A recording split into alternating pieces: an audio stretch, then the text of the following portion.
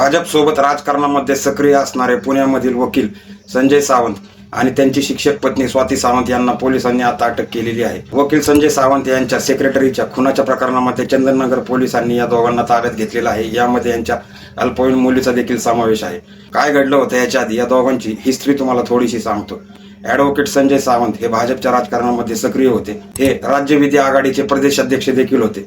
संजय सावंत यांचा संपर्क मोठ्या मोठ्या राजकारण्यांशी होता आणि यांचे एक फोटो त्यांनी त्यांच्या फेसबुक आणि सोशल मीडियावरती देखील टाकलेले आहेत. यांची पत्नी स्वाती सावंत ही एक शिक्षिका होती आणि या देखील राजकारणामध्ये सक्रिय होत्या. यांनी अपक्ष देखील निवडणूक लढवली होती शिट्टीच्या चिन्हावरती. आता याच ॲडव्होकेट संजय सावंत याचं चंदननगर भागामध्ये एक ऑफिस होतं. संजय सावंत हा मूळचा वकील होता. मागच्या 3 वर्षापासून या ऑफिसमध्ये एक सेक्रेटरी काम करायची, पूनम मून. सेक्रेटरी असल्यामुळे संजय सावंतची बरेच कामं ही पूनम मून करायची. तिचे कॉल वगैरे यायचे, क्लायंट वगैरे सगळं पूनम मून सांभाळायची. त्यामुळे स्वाती सावंत पत्नी हिला आपल्या पती संजय सावंत याच्यावरती शंका यायला सुरुवात झाली होती. तिने वारंवार संजयला विचारलं देखील होतं की तुझा आणि त्या सेक्रेटरीचं काही आहे का.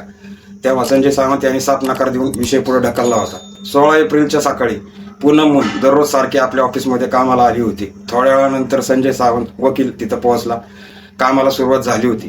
काहीच वेळामध्ये तिथं स्वाती सावंत जी ॲडव्होकेट सावंतची पत्नी आहे ती तिथं पोहोचली. त्यानंतर तिने या दोघांना समोरासमोर बसवलं आणि विचारपूस केली की बाबा तुमच्या दोघांमध्ये काही प्रेम संबंध आहे का. स्वाती सावंत पहिलीच मुळात खूप चिडलेली होती आणि तिला सेक्रेटरीवरती शंका होती. ती म्हणली की तूच माझ्या नवऱ्याच्या पाठीमागे लागलेली आहेस. तेवढ्यात ॲडव्होकेट संजय सावंत उठला आणि म्हणला हो हो हीच माझ्या पाठीमागे लागलेली आहे. चिडलेली पत्नी शिक्षिका स्वाती सावंत हिने जी वस्तू दिसेल तिने त्या सेक्रेटरीला मारहाण करायला सुरुवात केली. पूनम मून खाली पडली होती. स्वाती सावंत तिला जी वस्तू दिसेल त्याने मारत होती आणि या सर्व घटनेच्या वेळेस या सावंत दाम्पत्याची अल्पवयीन मुलगी देखील तिथं उपस्थित होती. काही वेळानंतर तिची नजर बॅटवर पडली. स्वाती सावंत हिने काही न बघता त्या बॅटने त्या सेक्रेटरीच्या अंगावरती हल्ला करायला सुरुवात केली. रक्ताच्या थारोळ्यामध्ये पडलेल्या सेक्रेटरी पूनम मून हिने आता आपले प्राण सोडले होते. पुरावा नष्ट करण्यासाठी आता संजय सावंत बाहेर गेला. त्याने एक पोतं घेऊन आला. पोतं घेऊन आल्यानंतर संजय सावंत आणि त्याची पत्नी स्वाती सावंत हिने मयत जी सेक्रेटरी होती पूनम मून हिचा मृतदेह पोत्यामध्ये भरला आणि ऑफिसमधील एका कोपऱ्यामध्ये ठेवला. या दोघांनी असं ठरवलं की आता मृतदेहाची विल्हेवाट दुसऱ्या दिवशी सकाळी लावू आणि जाताना त्यांनी दरवाजा बंद करायचं विसरले होते. दुसऱ्या ठिकाणी आपली पत्नी कामाला गेली होती परंतु ती घरी परतली नव्हती. यामुळे तिचा पती दिनेश हा तिचा शोध घेत होता. त्याने लक्ष्मीनगर पोलीस ठाण्यामध्ये पत्नी कामावरून घरी न परतल्याची कंप्लेंट देखील दिली होती आणि हा स्वतःच आता आपल्या पत्नीचा शोध घ्यायला सुरू झाला होता. पत्नीला फोन लावले होते, तिचा फोन बंद लागत होता. त्यामुळे त्याने ऑफिसमध्ये या मालकाला संजय सावंत वकील असणाऱ्या या संजय सावंत याला फोन केला होता. त्याने सांगितलं की पूनम मून ऑफिसमधून गेलेली आहे. वकिलाने सांगितलं की तुमची पत्नी ऑफिसमधून गेलेली आहे. हा दुसऱ्या दिवशी सकाळी जेव्हा ऑफिसमध्ये पोहोचला तेव्हा ऑफिसचा दरवाजा उघडा होता. हा आत जाऊन बघतोय तर एका ऑफिसच्या कोपऱ्यामध्ये ह्या पोत्यामधनं रक्त बाहेर होत होतं. त्याने पोतं उघडून बघितलं तर त्याच्यामध्ये त्याची पत्नी होती. त्याने ताबडतोब पोलिसांना कळवलं. पोलिसांनी तपास सुरू केला होता. पोलिसांनी या पती दिनेशला विचारलं की तुला कोणावरती शंका आहे का.